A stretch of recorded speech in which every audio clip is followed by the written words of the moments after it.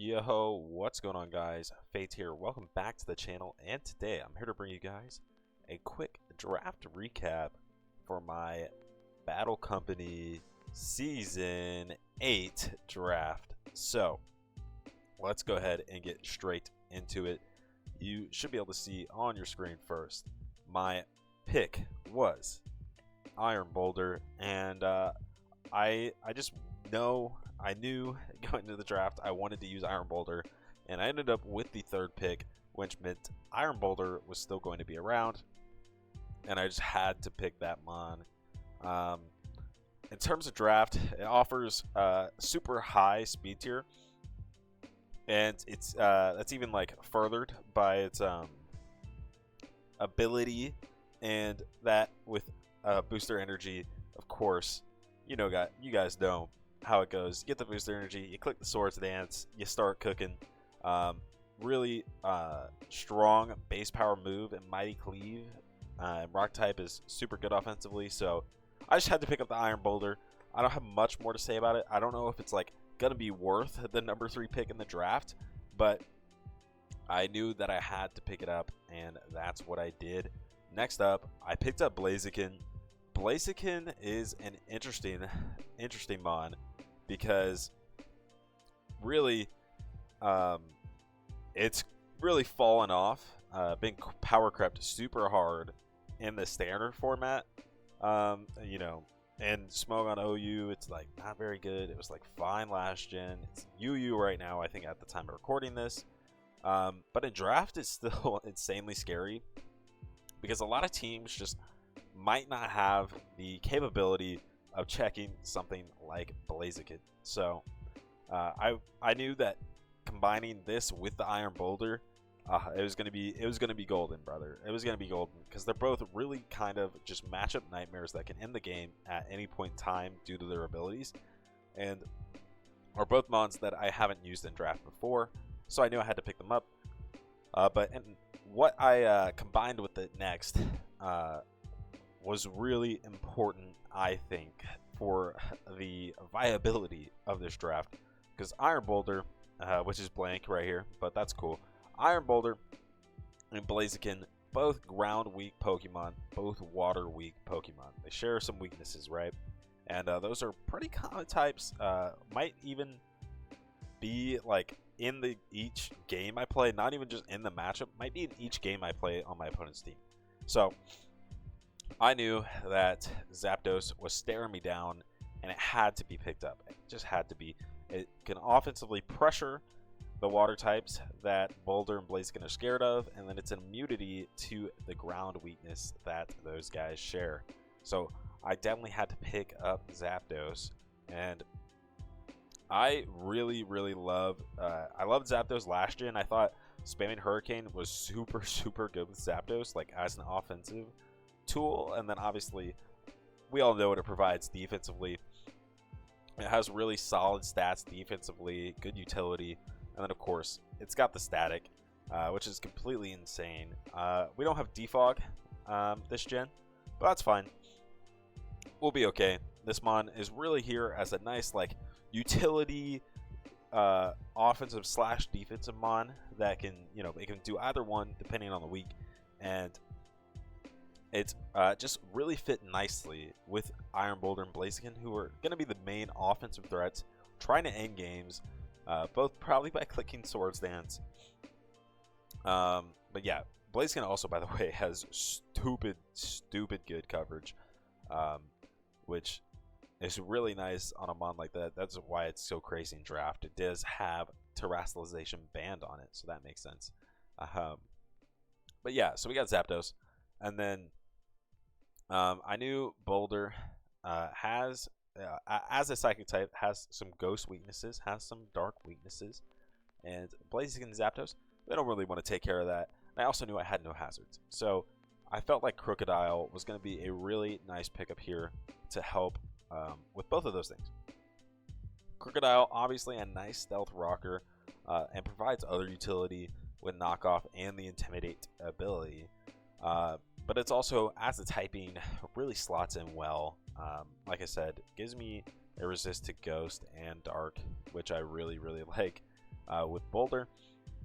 And then obviously it's got some pretty solid stats. Choice Scarf Moxie, always an option. So it's just another cool offensive threat that can, like Zapdos, sort of, depending on the week, also be defensive when it needs to be. And more than anything, it's going to provide me hazard setting, which is going to be really, really good to have with Boulder and Blaziken. Because the thing about Boulder and Blaziken is neither one of them have like that high of an attack. I know 120 is like relatively high, but for a top threat on a draft team in Generation 9, like 120 just doesn't cut it. So we're going to really want to make sure that we have the Stealth Rock up. And really, I wish I did a better job with this draft getting other hazards besides Stealth Rock, but I didn't. So that's sort of the thought process with the Crook. It's just getting rocks and getting that dark typing. But now you might still have noticed that I have no water resist, and I've added yet another water weakness. So to remedy that, I picked up Primarina. Primarina also provides me a fairy type, which is nice. I didn't necessarily need the fairy type. It's not like I was like crazy weak. It's like anything crazy. Obviously, dragons are always going to be a problem without a fairy type, though, so it's definitely nice to have. And then, like I said, it gives me the water resist, which I was sorely lacking. It gives me the water resist, which I was sorely lacking. Jesus. Anyways, but it also gives me a pretty cool mon to try to put pressure on my opponent with its wall breaking power, which, like I said, Iron Boulder and Blaziken are a little bit lacking in that department, and just due to their lower attack stats. And it's not like Primarina's special attack stat is that crazy high, but when you combine it with stuff like Hydro Pump, it can get pretty out of hand with the Choice Spectacles on, and Moonblast, just really high base power moves. So that's sort of the thought process with the Primarina, is it gives me good type coverage, obviously, but on top of that, it gives me a wall breaker that I really, really needed, and then once again, gives me nice utility like the Zapdos, the Crook do as well, with stuff like Haste, stuff like Flip Turn. It's just, I think it's a really good mon, and it's going to slot well onto the team as being one of the main, like, super big wall breakers. Next up, though, I really felt like getting hazard control is really important in this format, so I picked up Serena. Serena's like a pretty ass for sure, but Serena does two things for me. Obviously, Serena has Rapid Spin, and Rapid Spin, super important. We need that hazard removal in this generation. Hazards are just way too prevalent and can win games on their own, so you really need the hazard removal. But on top of that, if we just take a quick look through my team, we'll see that I have no ground resists. I have Zapdos as the ground immunity, but the rest either take neutral or super effective damage from ground moves. And to remedy that, or just to take some pressure off of the Zapdos from switching into all the ground moves, we pick up Serena. Serena is like I said, it's like kind of an ass mon, I'm not gonna lie. The speed really holds it back, and the lower HP just makes it not as bulky as you'd like, even with its pretty good defense stats. But at least offensively, can provide some things for you with Power Whip. Just coming off the 120 attack with that high of a base power is super strong for like what you're taking this for, taking it as. It has pretty good coverage too, with like knockoff, triple axle, low kick, So it has decent coverage. We'll see if I can get something out of Serena this season. Like I said, Serena usually kind of ass for me, so there's that. Next up, I picked up Slowbro. I didn't have a fairy resist, I believe, and I didn't have a good fighting resist either, I don't think. I guess that's not true at all. I had a Zapdos and a Primarina. I'm trying to remember what I picked up the Slowbro for.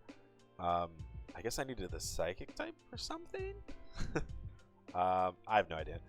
Anyway, Slowbro is just a cool mon, and I haven't used Galarian Slowbro before, so I thought it'd be a pretty cool mon to use. It also gives me just like a pretty like a decent wall, which like Primarina, Serena, Zapdos, Crook, like they're all like they got decent bulk on them, but Slowbro can really just be fat and sit in front of guys, which is going to be a nice option for the team to have that it didn't really have otherwise. And then it's also like got some decent offensive pressure just with its boosting moves and high base power moves. So it's really all it's here for. It provides a lot of utility, can sit in front of guys, and then still provides pressure thanks to its like higher or thanks to its ability to boost and higher base power moves. So yeah, that's really all there is about Slowbro. You know, at this point we're just picking up typings to make sure we can cover everything. So yeah. Next up we got Orthworm. I knew I needed a steel type, and I think Orthworm's like low-key pretty ass as well, but it does have this ability right here, Earth Eater, and Earth Eater I think combines with the rest of my team really well because Zapdos is an immunity, but a lot of them are going to have rock coverage, and Zapdos does not like that, and Serena is pretty ass. So Serena's not going to want to come to all of the games, and it might not even be able to check some of the ground types anyway. So Earthworm is going to eat the Edgequake coverage thanks to Earth Eater, and then obviously it's also going to provide Shed Tail because Shed Tail is not banned. So that's pretty good, and I have recently gotten fucked up by an Earthworm in the playoffs of another league. So I think it could be pretty solid if I try to replicate what my opponent did there. And just the pressure of having Shed Tail on the squad can do a lot to how an opponent preps and how an opponent plays the game. And that's sort of what happened to me when I played that guy's Earthworm. That guy, shout out to A. But when I played his Earthworm, I just was so worried about the pressure that Shed Tail put on me because, you know, he can bring him on, he's super broken, behind a sub, for free. So I would just attack another Earthworm no matter what, and then I'd like take a billion with something. So that was the thought process with the Earthworm. Next up, we kind of got the Shitmons now, like the super Shitmons on the squad, but Frostlass is here to do one thing, and it's here to click spikes, and it also can help fill out certain speed gaps. Like I didn't have anything between Iron Boulder and Zapdos, and Frostlass is gonna slot right in there at 110. But yeah, as you can see, the rest of its stats do suffer from ass syndrome, but it gets spikes, it gets taunt, it gets Willow, it gets T-Wave, it gets Switcheroo, so it has a lot of utility in that sense. Gets debond, so there's a lot of things you could still do with it thanks to its pretty strong move pool, but it's mostly here to click spikes. And finally, we got Stantler. Stantler is a normal type to help shore us up against ghost types because Crocodile, while a good mon, might not be able to take on all the ghost types that we need it to take on. So Stantler's here to try to help with that as a sort of low tier option to try to help with that. Thanks to its Eviolite, which I believe it can run, thanks to the new guy. And with Intimidate, you know, it can do some things. So, yeah, that is the squad. I just want to go over the mons that I made Terra Captains, because you're only allowed to have 2 Terra Captains, I think, and you have to spend extra points to do so. So, obviously, I made Iron Boulder one of the Terra Captains. It just had to be done. Iron Boulder, going to try to get as much use out of him as I can this season, and then Zapdos, which was, I just think, the next best mon that I could make a Terra Captain without spending too much extra. So yeah, those are the Terra Captains, and with that, that is my draft recap for my Battle Company Season 8 draft, and I think I'll catch you guys in Week 1.